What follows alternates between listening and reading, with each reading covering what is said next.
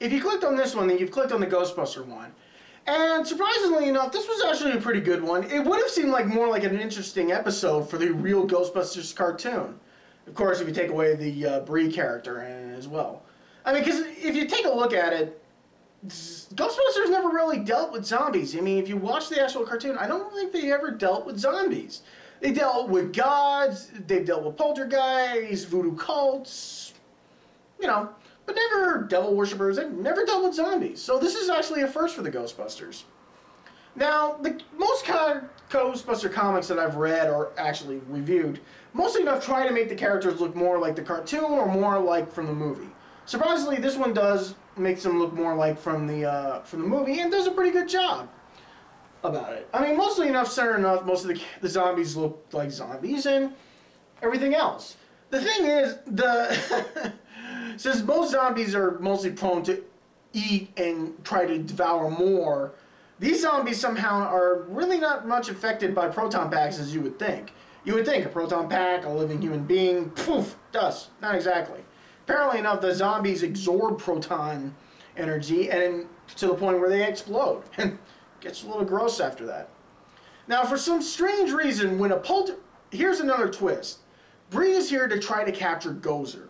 And it doesn't help that, for some apparent reason, that the Ghostbusters containment unit is sort of filling up with more ghosts than they can handle. And apparently, of course, the one to get away the most is Gozer. So, but this is the thing that's kind of weird in the comic. They shoot one of the traps at one of the zombies, which had a poltergeist in it.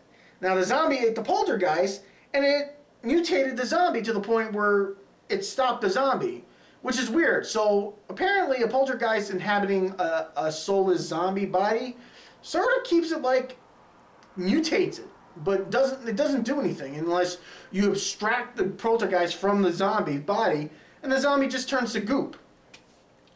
So basically, like I said, Bree wants Gozer. She wants to feed Gozer's energy to the horde mind of the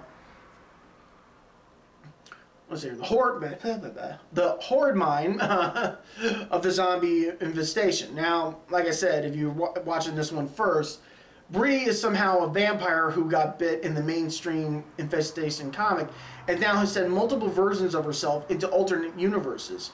This one being the Ghostbuster one. Now, for some apparent reason, her main mission is to infect, gain information, gain technology, and gain more power, and bring it back. Go figure. Apparently, this hive mind wants to consume, and it's consuming everything it can get its hands on to become more powerful. And Bree is more of like the gatherer. So the cool thing about this is that we have a way for the Ghostbusters to fight the zombies, but here's the best part. We have a giant zombie Stay Puft Marshmallow Man. That's right, a zombie Stay Puft Marshmallow Man. And it basically picture the Stay Puft Marshmallow Man if he looked like a boomer, only with a sailor outfit on. Go figure.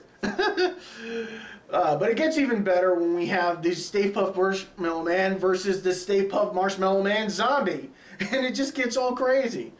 Apparently the guys really aren't even taking much notice to Bree, even though she's introduced herself to them. And the story seems like a good, like I said, it would have been better off being more of like an episode in the TV show and the cartoon than having actually Bree in it and being part of it. It's a nice little story. It's something different for the Ghostbusters to face, and it was a nice one. So go ahead, click on the little thing right here, and we'll get you back to the main thing.